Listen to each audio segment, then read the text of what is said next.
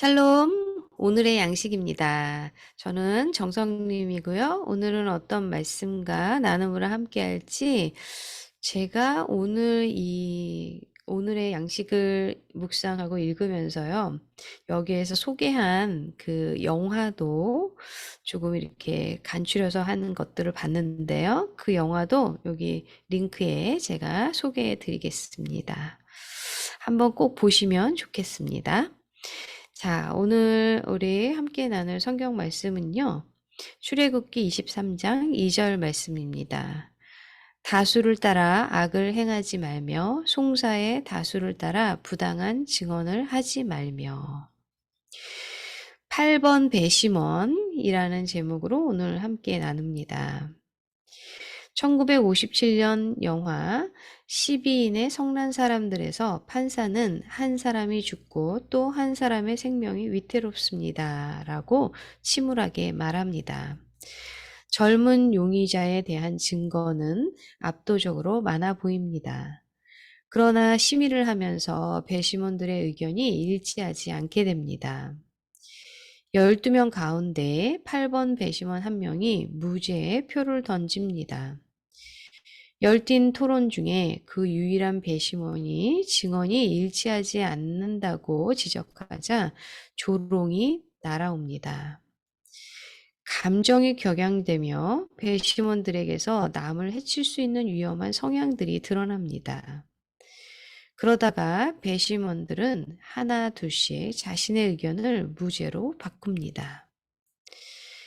하나님은 새로운 나라 이스라엘의 율법을 주시면서 용기 있게 정직을 지키라고 하셨습니다.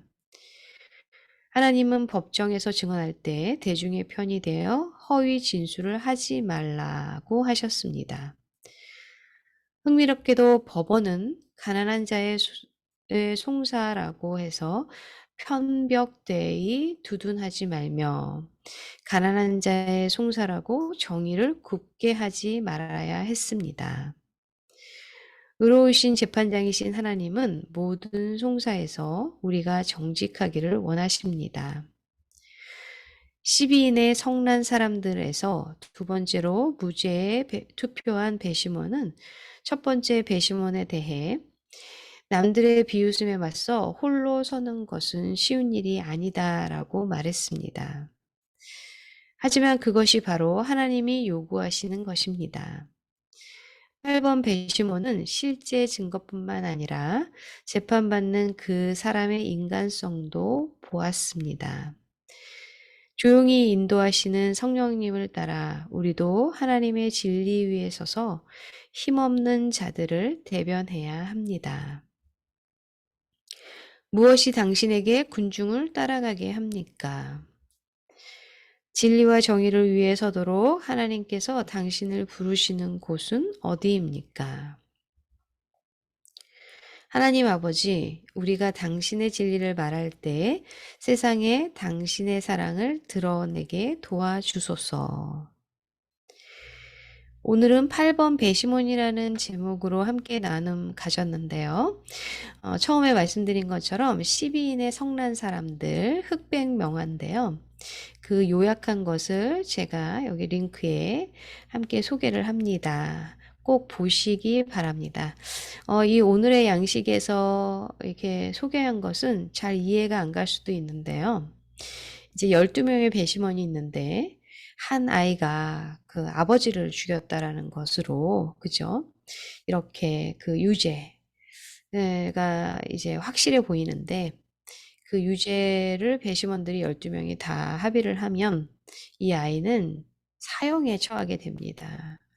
그럴 때 8번 배심원만이 그 증인들에 대해서 의혹을 품고 이야기를 하게 되는 건데요.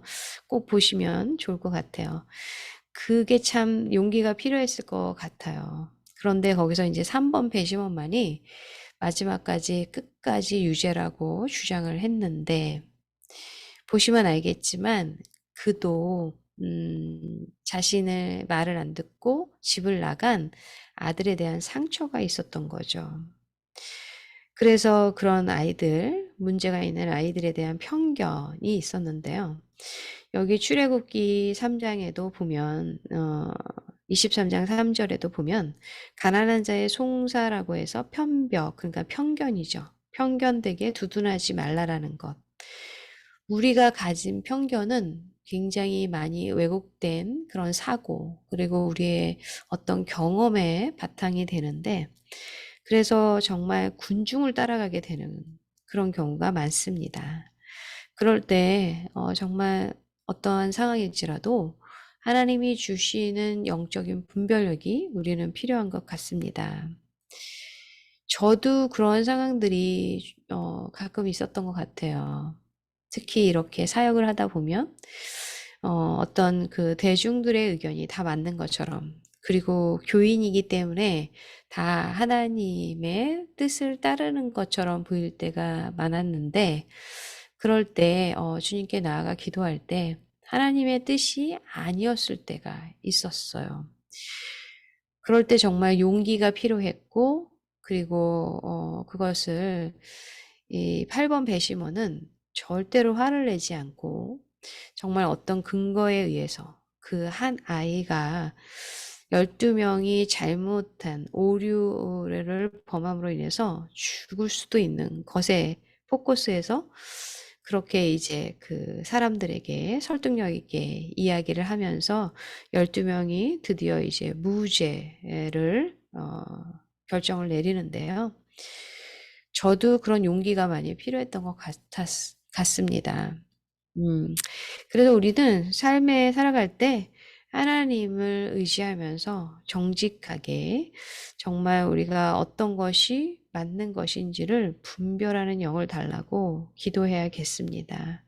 그래야 이 8번 배심원과 같이 정말 억울한 일을 당하는 자들에게 우리가 하나님의 진리 위에 서는 그런 대변자가 되어줄 줄 믿습니다. 함께 기도하겠습니다. 하나님, 때로는 우리는 군중이 다 맞는 것처럼, 그리고 어떤 죄를 저지를 때도 사람들은 다 그런데 뭐 이렇게 말을 자주 합니다. 그런 말을 우리 자녀들이 할 때도 어떤 것들이 잘못되고 하나님께서 원하지 않음에도 불구하고 우린 부모로서 어떠한 말도 하지 못할 때도 많고, 때로는 우리 자신도 정말 정직하게 하나님이 원하는 그런 말과 행함을 가지고 살아가지 못할 때가 너무나 많음을 고백합니다.